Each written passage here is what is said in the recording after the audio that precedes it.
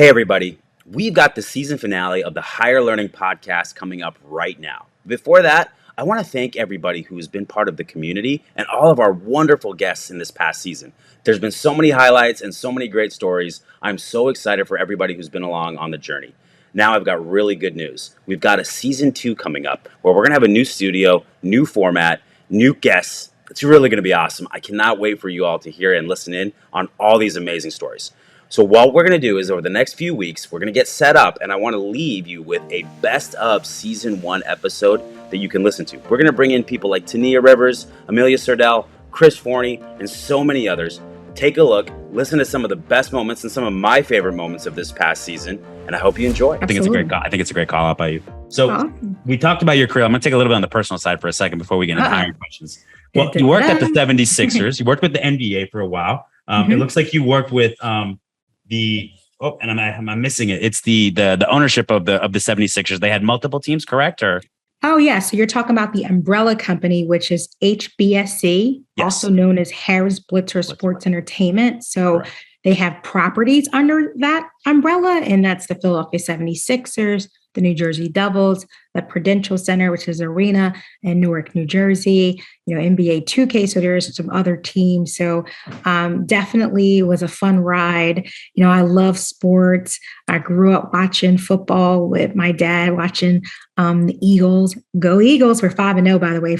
You just beat my favorite team last week because my quarterback decided to slide in front of the first without down. Knowing that, but the whole timeout thing. Yeah, I know. Hey, listen, can I say something for Kyler Murray? The stadium put first and 10. Okay. So in the moment, I understand why it happened, but I got to tell you, I love Philly because whenever you land and you get downtown, all the arenas are right there. Right. You can see them. Yeah. Yeah. I'm not sure what the name of the football stadium is now. It's not the Vet anymore. The Lincoln Lincoln Financial. Yeah. Been there for a Cardinals game. I got to be honest. I wore a big jacket over my Cardinals shirt. But you know what? They were really polite, really nice. I think some of the stigma you hear about Philly sports fans, because that polite and nice can get a little. Hey, I was also mindful of what I said and how loud I cheered. Okay, so I kept it calm. What is your favorite team of all? And then who's your favorite athlete in Philly sports history? Oh, that's a great question. Oh my gosh, let me think about it. So team-wise, the one that you most want to win the championship. Okay. So prior to, because I think for those of you who kind of know my story, know that I have a son that plays in the NBA, right? So prior to my son being in the NBA, back in the day when I, growing up and watching sports with my father, I was a huge Philadelphia 76ers fan. And of course, changes. Wait, hold on. I gotta talk to my research team. Your son is in the NBA. Who's your son? Mikal Bridges. He plays for the Phoenix Suns. He used to. He went to Villanova. He had 2 national championships. You want to know something? Can I talk to you about something real quick? I gotta hold back. Okay, I gotta hold back. Okay. I'm a diehard Phoenix Suns fan. Diehard. Okay. I was gonna ask you if you worked with Mikal Bridges' mom, because I'm very familiar with the story of how he was drafted by the 76ers, put on the hat. Mikal Bridges is your son? Yeah. That's whoa. I am. Wow. See, we got to talk about hiring now. I got to take a deep breath. Humongous Suns fan. I was at Game 6 2 years ago in Milwaukee. That's how big I was there I too. Got COVID. But that's a whole nother story. There's so many. We got to talk later. We're gonna have some offline conversation. Wow. Okay. All right. But go Suns. So Allen Iverson was one of my favorite players. Yep. Because he's gritty. He was very talented, but that grit that you look for, and very scrappy. And I loved AI, but no doubt right now, my favorite player is Mikal Bridges. Second in Defensive Player of the Year. He's got that 3-and-D game. Know your stats. There's more to his game than just 3-and-D, though. I'm expecting a big jump from him this year, and Ayton and Cam Johnson. Put those points up. That's right. Yeah, be aggressive, and you can share, but you can drive too. I love it. Little tips for mommy. Well, you just won the award for Podcast Guest of the Year. I'm so happy. Oh yay!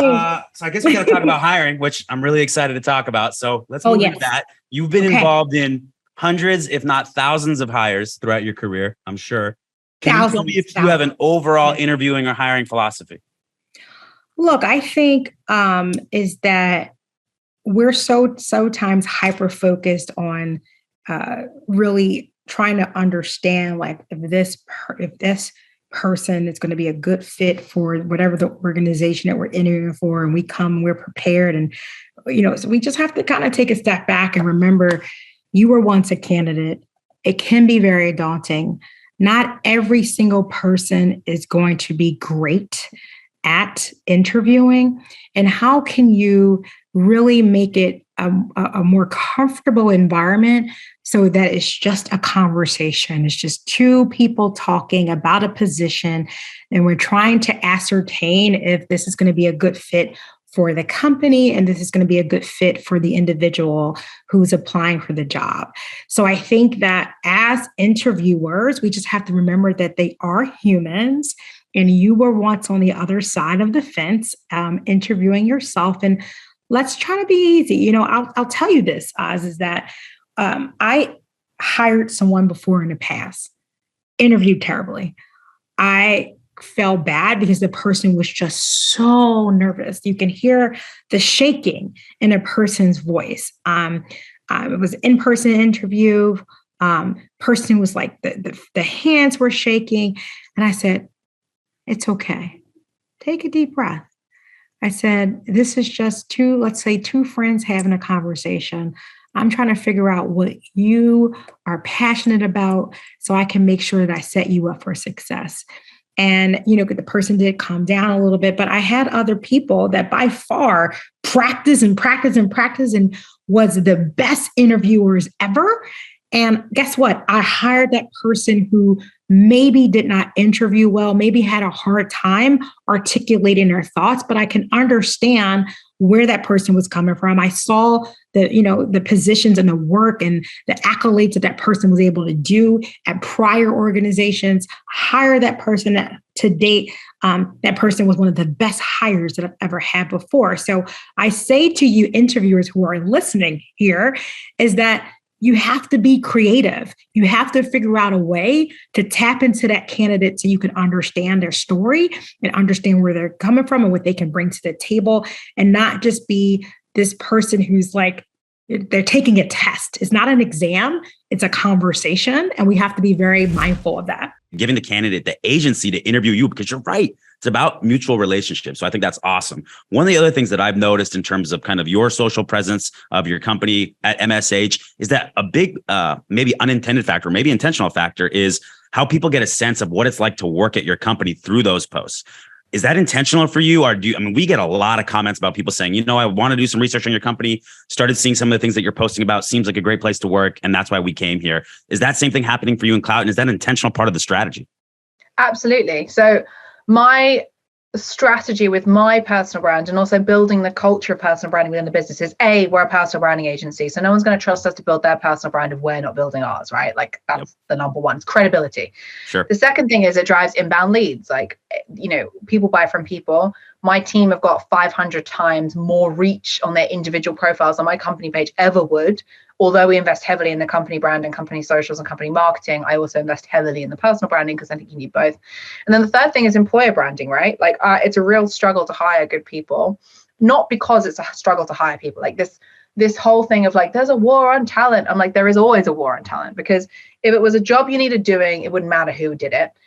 You'd be able to find someone who fit your budget. You'd be able to find someone who did the skills, and you'd be able to find someone who met your values. But the struggle is trying to find someone who can do all three is impossible. And it doesn't matter when you're hiring. It could have been 1952 or 2035. You're still going to have the same freaking problem. There's always that element to it. It's like, how can we peer people behind the curtain of Klout? Because obviously I'm biased, right? I think I've built this incredible culture because it's mine. But my team talk about it as well. They're like, that is what makes this special. Like, I'm friends with my employees, and like, you actually give a shit about me, and so it's almost using the personal brands of the employees to get that message out there so that we are ready to hire. We have a pipeline of people, and it's worked, right? Like, we've hired people. The last couple of people we've hired have come through that network, have come through, I saw Megan post this, and I saw such and such post that. And actually, not ironically, but the third highest search involving me and Klout is Klout jobs. So it's like Amelia Sordell, and then it's like Clout Agency, and then it's Clout Jobs. It's like nothing else. It's like, so I think that is synonymous with the fact that my team is so good at presenting Clout as a great employer. And we do that basically by just asking them to post once a week about the business and like why they like it, and shout out their colleagues and like talk about things we're doing. And they like that because then it gives a strategy for them to post content and one less post that they have to worry about each week. Yeah, you're preaching to the choir here. Our leadership styles are very, very similar. I think somebody said that you're the female version of me, or I'm the male version of you. I can't remember. But they're like, you're just like the female version of us. I love that. It's so important, right? And one of the things that's tough is, and I don't know if you've struggled with this too, but being a friend, right, doesn't mean that you can't hold people accountable. Doesn't mean that you can't be a great leader, right? And that's something that I think a lot of people kind of either one way or the other, they kind of mix up. And to me, at least with my direct reports, knowing about their personal lives, what's going on in their personal lives, their families, their struggles, their motivations, makes me a better manager and leader. And for so long, I think people wanted to kind of decouple that and say, listen, I'm going to stay away from that. And I think that makes you a less effective leader. And you also have to be able to kind of adapt your style based on people's preferences, the way they receive validation, the way they receive coaching, all that good stuff. So I think it's really smart on your part to have that. And to that point, I've seen you post before about work is not a family, right? So can you give me a little bit, can you expand on that? Yeah. So, I mean, to your point, yeah, let's be friends, because we all know we collaborate better and we're more creative and we're more innovative, and we do better work when we enjoy who we're working with, right? Like that's a fact. We know that to be fact. However, I find this concept of we're a family like really toxic, because normally when people say a company is a family, they're not. Like they're the total opposite of that. It's almost Projecting. like a cover up. Yeah, it's like a mask that companies wear when they haven't actually worked on their culture properly. And there's probably a couple of people kicking around who've been there since it was founded. Maybe they're a family, because when things go wrong, they shut down ranks and protect each other, but everyone else is kind of on the outskirts. And I also think this idea of where a family brings people into this sort of false sense of security, because families aren't remunerated based on their performance, or fired because they don't meet it, or pulled up on stuff because, you know, something went wrong and they need to learn from that mistake. Families are unconditional for the most part. Employment is conditional on everyone pulling their weight, whether it be the employer, because the candidate might leave, or the employer might fire you. That's a conditional contract. Your family is not a conditional contract, it's an unconditional contract. So telling people we're part of a family kind of creates this sort of false sense of like, oh, we're a family, so we look after each other. Sorry, if you keep it up, we're not going to look after you. It's just like how this works, right? Yeah. I think people really don't like this concept. I love to talk about hiring, so I want to jump into it. I want to learn a little. You've obviously hired hundreds of people throughout your career. You've been in part of large enterprise organizations. Hiring has to have been a big part of your success. So let's dive in. I want to know a little bit. Let's start here. Do you have an overall hiring philosophy that you adhere to whenever you're bringing somebody onto your team? I do. And it's pretty simple, really. I'm always looking for what I term as athletes. And, you know, that resonates for me because I guess I was an athlete, but at the same time, I think it's really about, you know, that versatility. And I'm looking for talent with that has the intangibles. You know, what are their intangibles? And what I also refer to that as kind of what is your superpower? What's your differentiator? How, you know, what differentiates you from other candidates? And so, you know, for me, that really drills into the how of a person. I mean, the what you can see on a resume, right? What have they done up to this point? Where did they get their degree, et cetera, et cetera? But the how is so important. And, you know, I'm always looking for athletes. And, you know, back to, you know, the comment that I made about getting thrown into a position where you might not know, you know, what you're doing, or you might not. An athlete can handle that, right? Yep. They've got some experiences that they can draw upon. You know, maybe they've been through, they just can weather the storm. You know, sure. they can get knocked down a couple times and get back up and be like, I'm ready. Like I learned, I'm ready. And so I just think that, you know, it's really about, it's just really about that what are the intangibles? And, sure. And those are, you know, that's going to blossom into leadership one day. And that's going to blossom into, you know, they just have that drive, and that you can see it when you talk to folks. I mean, discipline, drive. Absolutely. And listen, like with athletes, like they've never been in the postseason before, but they know how to perform when they get there because of experience. They never maybe taken the last free throws in a championship game, but they've been in enough experiences where they can apply it, right? They don't have to go through it every time to be able to be good at it. So I think that's a great mindset. Let me ask you, in terms of memorable interviews you've ever had, good, bad, you don't have to name any names, but maybe you were interviewing or maybe you were interviewing somebody else. Tell me something memorable that comes to mind. Yeah, I would just say, my most memorable interview as a candidate was, I could just tell from the very get-go that, everything clicked. I could tell that, the interviewer, the leader that was looking to hire me was looking for someone that had my intangibles or what I believe to be my superpower. And, I felt like, their values were in line. I just got a super positive vibe, and I knew that, things clicked right from the start. So you can just kind of get that feel for, I can see myself here. I can see myself working every day with this individual. And, that's probably the best, interview that I've had. The vision, the fit, you just know it's right. And I think that was probably the most positive experience. As an interviewer, I have a really memorable day back early in my career. So I was probably, I was a director. I think I was hiring for, a couple direct from campus, direct college grads. And they came in, 2 of them, and they were in, different interviews, but same day. They were very different individuals. One was just, full of energy and very extroverted. One was extremely introverted, but he got it. You could just tell he got it. And so, those 2 individuals came in and they were hungry. Their why was they wanted their first job. They wanted their first shot, and they didn't have a job, but they showed a lot of drive in their own sort of way. One was like really outgoing, and I could tell he had drive. The other was really thoughtful, but I could tell just from the way he describes some of the things that he, how he approached certain things, that he had that drive. He had that, what I call fire in the belly. And I could just tell that they were, they were going to be learners, from day one. And so the rest was history, right? Brought him in, gave him an offer.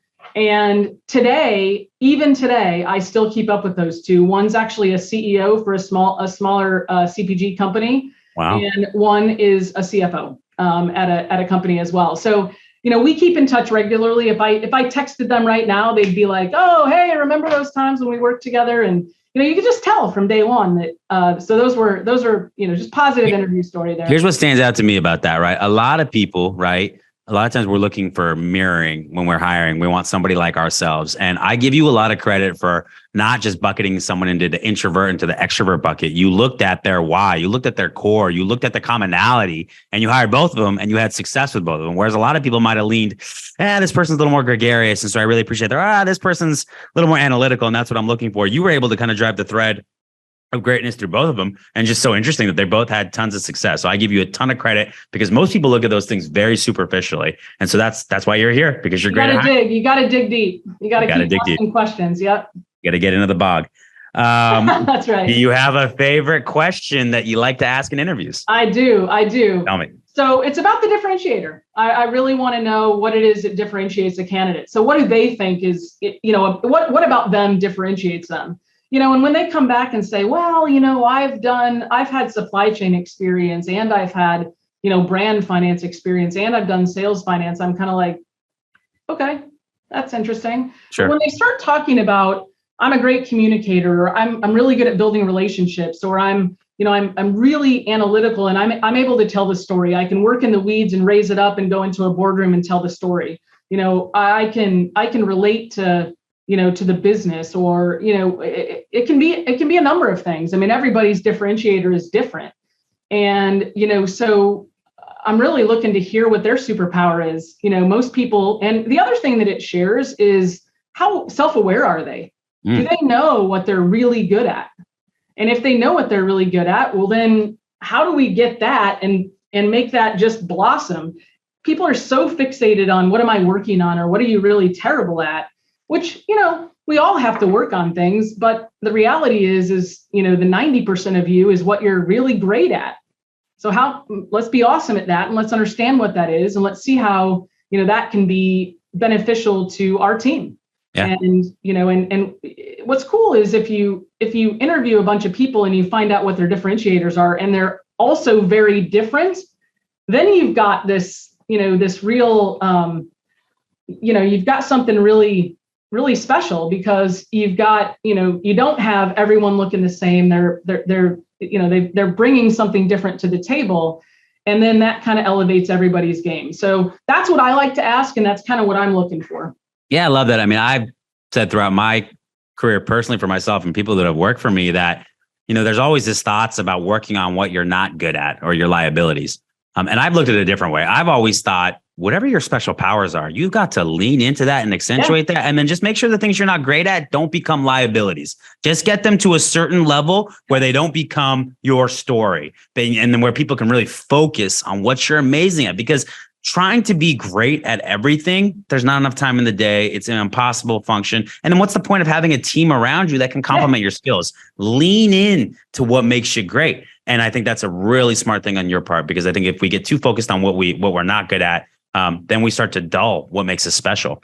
The other thing I'll say, and I don't want to give away any of the secret sauce, but if you're going to interview with Chris and she asks you what your differentiator is, you better know. I think grit would be an amazing answer. Yeah, definitely. Yeah, that'll stand out. All right, listen, we just gave it away. We'll know who listened to the podcast based on your interview. Some things like having a kid, like having a kid, same thing. You have a kid, yeah. Yeah, you can't tell anybody about it. You're gonna have to experience it yourself. You're gonna have to change those diapers at 3 a.m. yourself and not get any going sleep. Back to, you asked me, like, when I look at investments and people, like the things I'm looking for, like, how do they deal with adversity? Like, if you've been an athlete and you've had and you've lost a bunch and you've run a bunch and then you've lost it, like, how do you deal with that stuff? What are the things in your life that you've not necessarily been successful in? How have you persevered through that time? Right? If you've had a divorce in your life, like, how did you bounce back from that? Like, whatever the things are, if you experience loss in some other way. So I think that's really critical to, you said stomach, but like, how can you persevere through hard times? Because they are inevitable. Yeah, I'm totally with you. The other thing, so I look at is, how do you handle things when they're great and they're at the tippy top and you're feeling really good, right? And then how do you handle things when they're at the bottom? And that's your character ultimately in the day, because it's easy to handle things when it's even like this. But when you're having great success, you're going to reveal yourself. And when you're having great challenge, you're going to reveal yourself. And it's not easy to figure this out during an interview. That's certainly not the case. But those are the people that when I find out and I see those people in those moments and how they handle themselves, those are the ones that I know are keepers long term. And the other thing I got to tell you is, I figured you were on another podcast earlier. Now I'm feeling really competitive. I got to set the bar here. I feel like I got to button up. I got to really close this out strong. I'm just kidding. So I want to ask you a little bit. We're going to get off the hiring a little bit. I want to ask you a little bit about a day in the life of what your job looks like. And I'm interested to ask you both when you're going through a program and then maybe when you're not leading a program. Yeah. So I can give you a day in the life of both. And also, like, there are very, very few days that look like, maybe like at a macro level, they look similar, but like at a micro level, there are 2 days, almost no 2 days that are the same. Yep. In program, it's really kind of like three pieces. The first, three sections. The first section, when we're getting to know each other, I like to think of that as like the data section, which is we're trying to learn as much. And when I say we, I don't mean just the staff. I mean the companies too. We're trying to learn as much as possible. So we're having lots of conversations. We're poking on everything. We're questioning everything, and we're trying to collect as much data as possible. And we do that a lot of different ways. The second part of it is taking that data and coming up with what we believe is a plan to move forward. And that could be anywhere from 3 weeks to 3 months to 3 years. And there's no right or wrong answer there. It's just like, what are the data we have and what do we need to know? And how do we have a foundation so that we can continue to use some similar type of format going forward? And then the last piece is the execution and packaging of that plan. So that's a combination of actually starting to go do it. And if you're raising money or going to get customers or whatever it is, how do you have all the materials and things you need based on all the stuff we've done to date so that you can be successful doing that? And there's no like, Yeah, great question.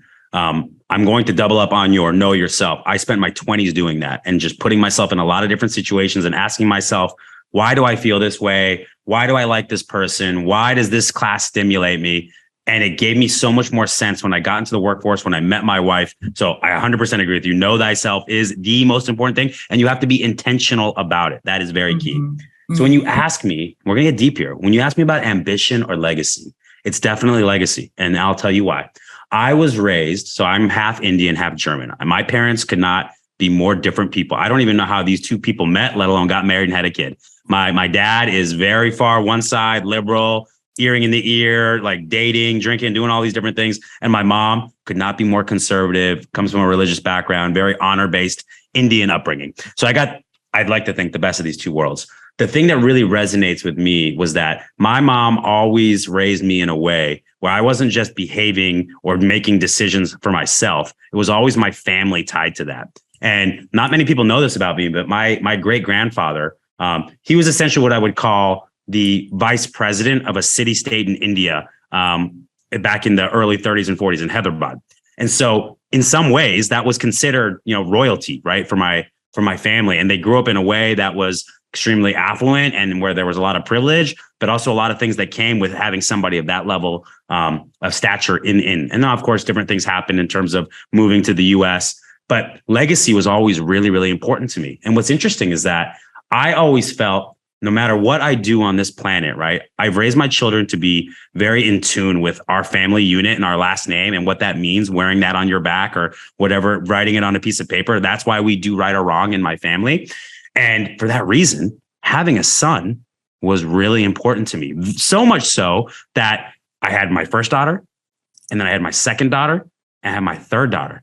And at my third daughter, my wife was in tears after we came back and found out the sex of the baby, because she knew that for me, having my legacy carry on was really important. And here's the other thing. I'm the only person with my last name. So long story, my mom and dad got married. They changed my dad's name. And so I am the only Rashid that exists from this line of family. And so that idea of legacy became even more important, because for me, if it just left without me, right, and I passed on, that would have been it. Or I could be the beginning of something, right? Mm-hmm. So it's a very interesting question. I don't think it's tied to ego. Maybe it is tied a little bit to ego, but a big part of it is that I want to leave this world better off than when before I came into it, right? That's why impact motivates me so much. And that's why my children are so important to me in terms of leaving that legacy. So legacy, long answer, most important to me. Ambition is cost of admission for doing what I do as an entrepreneur, but legacy is more important to me. We have a very similar story, believe it or not, and I'll get it to in a second. But I got to know, did you ever have just ambition? So I want to ask you, I want to throw it back to you. How do you differentiate between the two? Ambition. Let me just get into my own story and then I'll define it for you. Sure. Just like your great grandpa, VP of state, city in India, affluent, privilege. My grandfather was a general in the Chinese army. He fought alongside the Flying Tigers in World War II. Wow. We lived in China very, very much in privilege. And my parents plucked us from that because my dad wanted to have a better life in America, to make his own path. We came here with nothing. And so I got this in my head that I must make something of myself. And it really resonates me what you talk about with your son, because I was part of the one child law in China where we only have one kid. Wow. Mom tried a couple of times. It didn't work out 3 times. I was the 4th one. Had anything worked out prior to me, I wouldn't exist. So I had this chip on my shoulder that I have to make this work, or my parents' crazy dream of coming to America, this American experiment will fall apart and there's no backup plan. And all this will be for nothing. So you talk about legacy and a son to carry on your name. I'm a girl. I can't carry on my dad's name. Either I make it or there's nothing. Wow. So I came to America with this crazy notion that I have to make something out of me. And it drove me to this blind ambition. I didn't know myself very well in my 20s. And so when I was 20, I decided that the definition of success is one title. That's it. Didn't know there's fulfillment, didn't think about family, friends, nothing. It was one title. That was the definition of success. Doesn't make you happy, doesn't make you fulfilled, doesn't matter. And so I was blind with ambition. And what that looks like at the moment is my company's goals or my goals. I had no other goals outside of just that. And I wanted to get to the highest title that I can in the fastest time that I can. And I didn't think about what impact I was making in the world. You said you want to leave this world better off. You're motivated by impact. Your children mean something to you so much. I didn't have any of that. I just had a title that I was chasing. And so do you watch Game of Thrones? I do. Okay. Daenerys's story arc from when she was young and bushy-tailed and at the end of season 8 when she's on a dragon burning down King's Landing, that's what my ambition looked like. I could see myself starting in a certain way and then ending through lots of things that happened, burning down a city to make what I wanted come to life because I had no other definition of success. But to me, what legacy looks like, and I'm not there yet because I haven't accomplished what I wanted to yet. I'm really in the middle between ambition and legacy, is that you want to make a long-lasting impact. There are people that you want to nurture. It's about the team, long-term objectives, sticking around when things get hard. Maybe it's longer-term wealth. Maybe it is your children, but it's about lasting impact than whatever I had going on before, which is I'm going to burn down the city as long as I get what I want. I love that. And so I'm so glad you clarified that because as you said it, it crystallized in my mind why I wasn't leaning towards ambition. And it's because pretty early on, the way that people define success, money, title, prestige, fame, I never looked at those as the things that I was looking for. I want to start here. Before we get into the EC, before we get into your journey, I want to know what is so important to you about community. And I'm actually interested to know, what's the first community you were in that mattered to you? Yeah, community matters because we as humans, number one, we are just biologically hardwired for it. So we are social animals by nature. Our earliest ancestors, that is why they came together, was to form community for a couple of reasons. Number one, just to survive, because they realized, hey, I can't fight the saber-toothed tiger alone. I need your help. So let's get together. So number one, we as humans come together for safety in community, which means if you're trying to grow a community and it's not a safe space for those you're trying to attract, then we got to start there. We as humans, number two, once we feel safe, then we want to grow. We learn together. We go to school together. I know math, you know Spanish. Let's teach each other what we know. But number three, what sets us apart, a lot of other species in the animal kingdom band together to survive and to grow. But number three, we find meaning in community. And so we are some of the only, or if not the only species that has to wonder, like, what is all this for? And so we come together, religion, philosophy, whatever we want to talk about, wherever it is we find meaning, we do that together. And I think entrepreneurship and starting a business can be one of those things that takes other people to have success. My earliest community that I think of course, it's going to be my home. I get it. Not everybody can find a community in their home. My hope for those folks is they can find a home in their community. So for me, I was very fortunate, had very loving parents, a great ecosystem at home that still supports me to this day as that family has grown. But I also remember things, a lot of us have this, whether it's early sporting teams, my church youth group growing up was very important, friends at school. So all of those, I always throughout my life, as I look back, I find this thread of community is woven throughout that kind of pieces a lot of things together and has gotten me to where I am today.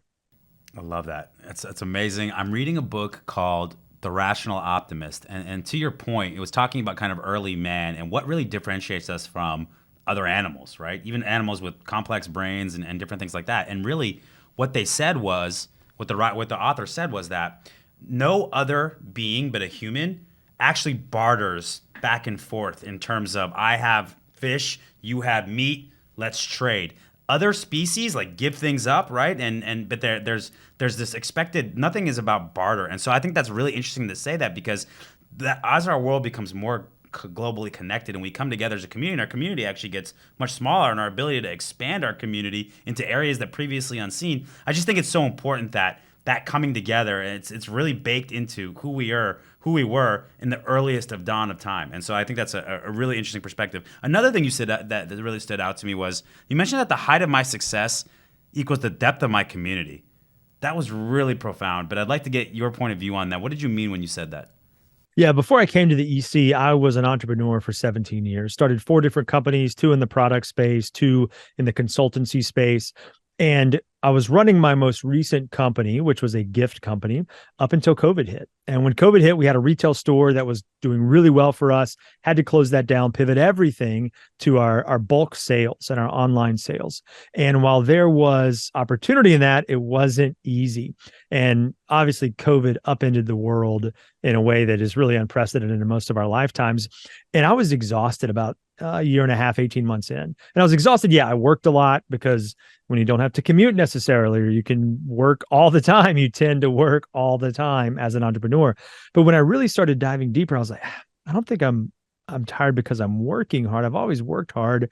I was tired because I didn't have the opportunity to create and go deep in community. And so, yeah, that phrase about the end of 2021, about a year and a half into the pandemic, hit me. The height of my success is directly related to the depth of my community. And it was the serendipitous community that I was missing, that I thrived on. And so I was drained. It was the friends you might bump into at an airport. It was meeting a new person at a coffee shop. It was getting a mutual connection and saying, yeah, let's do lunch. You just couldn't do that for so long. And I was drained. And so as the world started to sort of emerge from a lot of the lockdowns and restrictions, a lot of that loneliness, I made it my personal mission to say, how can I help people understand the value of community? How can I get more of that into my company? And now how can I bring that to the EC to help especially entrepreneurs realize you're not meant to do this alone. You cannot do this alone. And so if you want to climb higher mountains, you need to first go deeper and assemble those people around you, be it a group of supporters, advisors, mentors, people who want to help you get to ever new heights of success. Very soon. I want to ask you, obviously parenting is a big part of who you are. It usually is with any parent. Do you have, we're going to talk about hiring philosophy because that's what this pod's about, but I want to know about parenting philosophy. Do you have any advice you can share with us in terms of you have kids at a very formative age that have really kind of guided you throughout this process? You know, the easiest thing that I can, there's 2 ways I think about it. First, be honest with your kids. Whatever's on your mind, if you're irritated with them, if you're having a bad day at work, if you know the stuff's just not going right, tell them that. And then my advice to my kids from when they were really little, and I'm divorced, so these are not my kids with my current wife. So there's a whole set of complexities that go with that. Sure. And what I said to my kids is, there's only 3 things that I'm going to teach you as your father. And really, I think any parent. And those 3 things are really simple. Be respectful to adults. Be honest, and always do your best. If you can just do those 3 things, I'm not going to be a great math teacher for you. I'm probably only going to be a mediocre one, and probably the same with geography and all that other stuff too. But if you can stick to those 3 principles, we have half a chance of making you and us have a good life and you becoming a productive adult. I love that. I'm going to write that down. And since we're sharing here, I'm going to share one of my parenting philosophies and something that's really, I think, helped me throughout this. So this journey that I've been on for 11 years with 4 children now, one of the things that I've always tried to do is I've always tried to make it much like you do with a company and a culture, somewhat tribal, right? That we're a group, right, that there's unity there and there's sacrifice that comes with that. And so everything that we do as a family is around being part of the Rashid family, right? Yeah. We are the Rashid family. Your name is important because it's my name. We're all in this together. And when they come and they say, and these are our guiding principles, right? We're not overly religious. It's not really about law for us. It's really about we know what right and wrong is, and that is our standard, and that's what our family lives by. And so even if Jimmy down the street is doing something differently, or your friend has this and you don't, that doesn't matter because we're Rashid. And sometimes I even tell my kids, do you want to go be a Smith? You can go be a Smith. But if you want to be Rashid, this is what we do here. And those are the guiding principles that I think forms a real unity and a real clan. And so like we even had t-shirts, man, I mean, they're really cheesy, proud to be Rashids, things like that. But you're trying to create a tribe because quite frankly, that's what you have with your family. And if you can count on each other and be connected and have this idea of what good looks like, I think that can be a really powerful thing. So what do you think about that? Yeah, I tend to agree with that. And by the way, I don't think it's limited to your family. I think it extends to the workplace. When, we're going to get here, and I'm kind of jumping the gun, but when I thought about Village MD, when we thought about culture, just to be candid, we had a no asshole rule. And by that, I meant if the person was the most qualified on paper and they showed up really well, but you knew that they just had an edge and they weren't really going to fit, they would twist the company culture, then we probably don't want them. We probably don't want to hire them. So I think this whole notion that you threw out there about clan, I think it's so important for families. And I think if your kids actually get it the way you described it, they should be really proud of it. Wearing that t-shirt should be a badge of honor for them. Leverage our data. And you know what? It always comes down to people, making sure that you have the right talent in place to give you those insights. So I love that answer. You have had an absolutely incredible career journey. So you grew up in Jersey and then you moved to Silicon Valley. You worked at companies like Google, Microsoft, Opendoor, Zenefits, among many others. How did all these experiences, because like you said, you worked big, small, you worked all across the board, insurgents, incumbents, different industries. How did being in all those different environments shape you to be a successful entrepreneur like you are? Well, I'll wait on the title of successful entrepreneur until that's more official than it is today. That said, really, proud of my own personal entrepreneurial journey. Today I run Mozart Data, and I founded that company about 4 years ago with a very close friend and former co-founder from a hot sauce company that he and I started together a little over 10 years ago. So we've had a few entrepreneurial journeys together, but throughout sort of my career, there's been sort of little entrepreneurial one-offs, which is to say, just sort of, there's sort of always that grind or excitement for figuring out something that's missing in the world and figuring out a way that you can both add and capture some value. The way that sort of these companies in the past have contributed to, Mozart today is that they represent a lot of the questions that we're trying to answer at Mozart. So different companies, different contexts, different sizes, different industries, B2B, B2C, all of these things sort of have one thing in common, which is often they generated a lot of data. And, again, they also, almost all the companies that I worked for had big appetites to try to find something useful in it and sort of move the company along. And when Dan and I started the company, myself as mostly a data analyst and Dan mostly as a backend engineer, decided to sort of bring our skills together to do sort of data engineering as a service in a product called Mozart Data.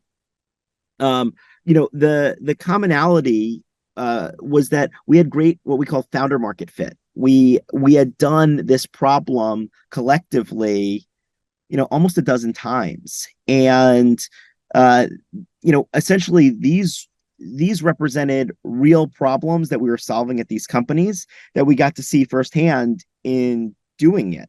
And that was sort of a cheat code, I think, to moving our business a little bit forward. So I think the toughest part of starting a business is really making something that people want. So there's sort of this YC cliche, make things people want. And one of the things that we were able to do was build for myself.